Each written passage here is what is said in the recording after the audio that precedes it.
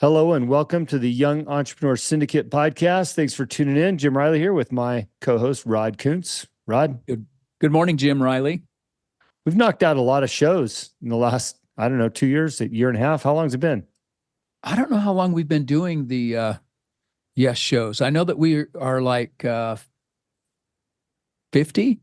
Yeah. 50 some in, and that's one a week. So that's pretty deep. a good solid year. I think every show there's some value. And if you're listening to this now, go back and listen to some of the older shows.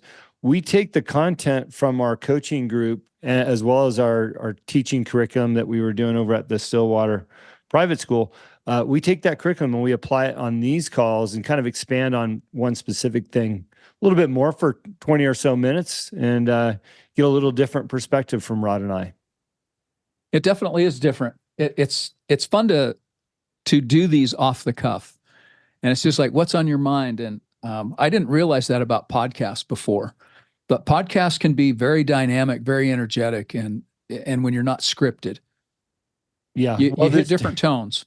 There's definitely no script. And if you haven't listened before, your first time, I pick a topic and I throw it at Rod on the spot. So he doesn't know what the topic is ever. And that's been our unannounced format until now. And by the way, Rod, most of the time that topic I don't even have in my head until 5 minutes before our call. Partly by design, by the way. Some of it comes from what we've been talking about in our coaching entrepreneur classes on Monday night.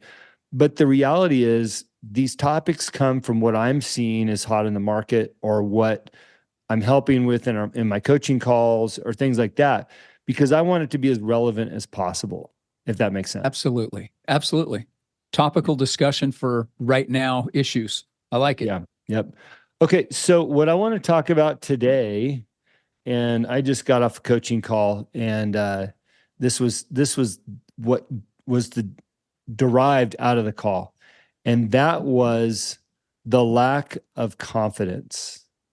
I want to talk about people's lack of confidence and how to overcome that, because I don't think anybody should have a lack of confidence in their own abilities. We're all given the same amount of opportunities and mental skills for the most part at birth. It's what we choose to do with what things affect us or have influenced us over time. And sometimes those things need to be corrected to get back on the right track. But there's no reason why anybody should have a lack of confidence, especially when it comes to things that they're passionate about, that they love, that they have values for, that they want to pursue. And I think, Rod, I want you to weigh on this, and I'll come back and weigh in after you. But I think that people lack confidence, so they don't pursue things that they're really passionate about. And I think that that's unfortunate. So I want to help change that mental trajectory. So why don't you give us some of now that I've bought some time for you, your initial thoughts? Well, my mind is swimming because this is a topic we've dealt with quite a bit, both in high school classes as well as online. Yeah. With our coaching group. And it is a big deal. And I like it. Let's just go back to what's people's number one fear, standing up and speaking in public. And why is that? Because they don't have confidence. But I don't know. Everyone, I'm taking your premise and running with it. Everyone has the same level of life in them. Let's just call it life, the life force, right? Yep, Let's just get right down to the basics. This isn't about intellect. This isn't about scholarship. This isn't about degrees. This isn't about experience. This is about what value you bring to the table, what value you bring to that conversation. Everybody is unique and everybody has a place, and somebody has something to learn from you. They absolutely do. I don't care if you're I hate to say it, street sweeper, garbage man, chimney sweeper, it doesn't matter. If you're taking the trash out at a big corporation, the CEO doesn't have anything on you. He just doesn't. I want to stop you on that thought real quick. So don't lose track where you're at, but I'm reading a book right now. It's called the Sadbury School. And this is an East Coast school that was established in 1968. And the way the school operates is basically you pay a tuition, so it's private. The kids are left to decide on a daily basis what topics they're going to learn, what they want to learn, how they want to learn, how fast they want to learn. And one of the topics I was reading about in this book about this school is you're never too young to teach somebody and you're never too old to learn. And very specific example was that there was a 6-year-old boy, and the teacher was talking about something and about this tree or whatever. And he walked her out to the tree to show her how to climb the tree. And I guess this tree on the school property, it's one of those things that all the kids want to climb it. And so this teacher had been involved with the school for like 30 years and she'd never touched the tree. And so this 6-year-old showed her the steps on how to climb the tree. And although she looked at that tree for 30 years, she went ahead and listened to the 6-year-old and climbed a few branches up the tree. And she realized what a beautiful view from the tree.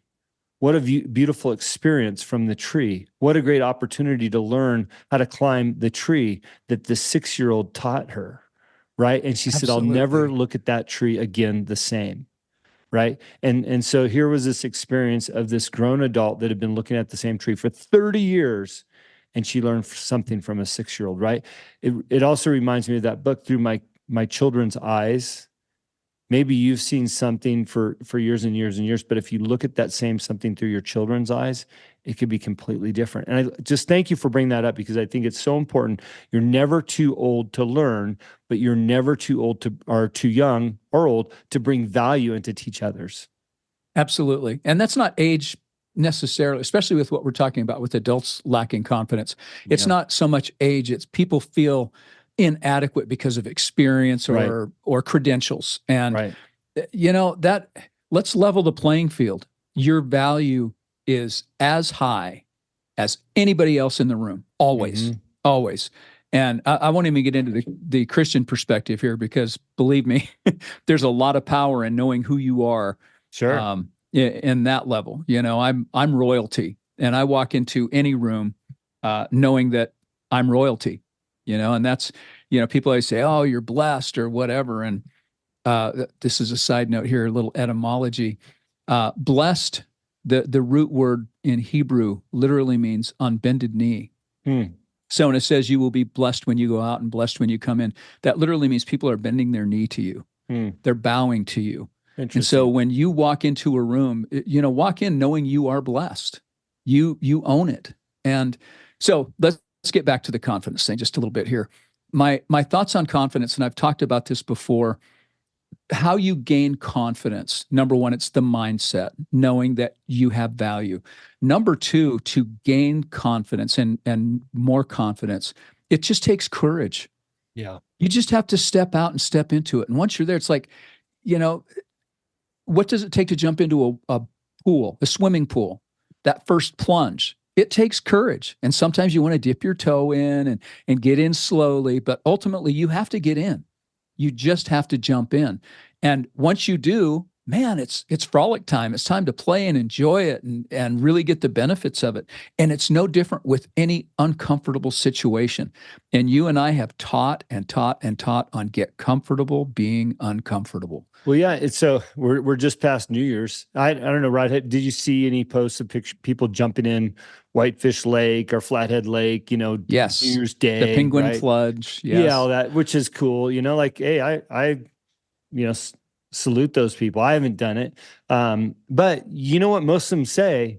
They're fearful doing, like, oh, we're going to go jump in this cold lake, and they get out and like, oh, that wasn't so bad. Correct. Wasn't so bad. And that's kind of confidence in a nutshell, is if you can work on realizing that it's not so bad because you do bring value to the table.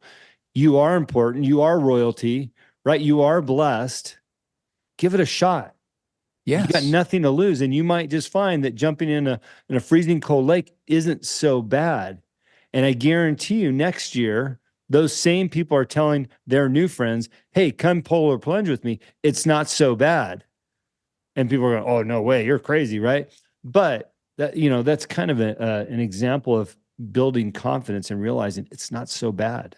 Yes. And I've watched that. Maybe you saw what I did on Flathead Lake up here at the Raven.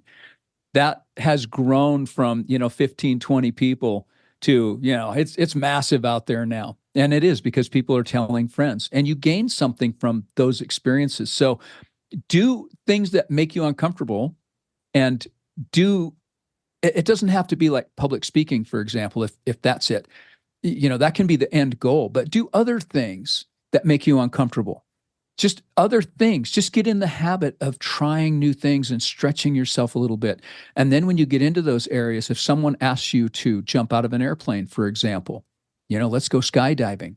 Yeah, that first time, I'm telling you what, is scary. Like public speaking, the first time can be scary, but there's also, once you do it, an exhilaration, that feeling of, I did it, the feeling of accomplishment, the knowing that you accomplished something, that you faced your fear and you walked right through it. And that exhilaration is what you will remember the next time. And so even though you may be a little bit jittery and you might be a little nervous the next time, you're going to remember that exhilaration. You're going to remember the accomplishment. I did it, and I can do it again. And I like you ahead. using the word remember, because we all have experiences in our life that we can remember, that we can call on to realize that it's okay to have the confidence in whatever it is you're trying to do. It baffles me. And I know that this is just building your mental tools or your mental strength, is that, when you've got a mature adult that lacks confidence, like, I know you have a lifetime of experience. Recall Right. some of those things that you thought were really hard, and you did them and you realized they weren't that hard after all. So if you're a mature adult, 30 years plus, I'm sure you've got some experiences that you recall. Even if you're in your early or late teens, I'm sure there's things that you've done in your life already that are confidence builders, and you need to remind yourself of those things as you venture on to the next task. We're in a new year now, and people like to set new goals on January 1st. Well, if you're fearful of those goals, or you're starting to have doubt, just know that you can have the confidence to go after them because of what you've already done in your life. And you know what? If you need a reminder, Rod, we talk about this too, is go do a program like 75 Hard and give yourself a nice shot in the arm, confidence builder, because there is tools out there.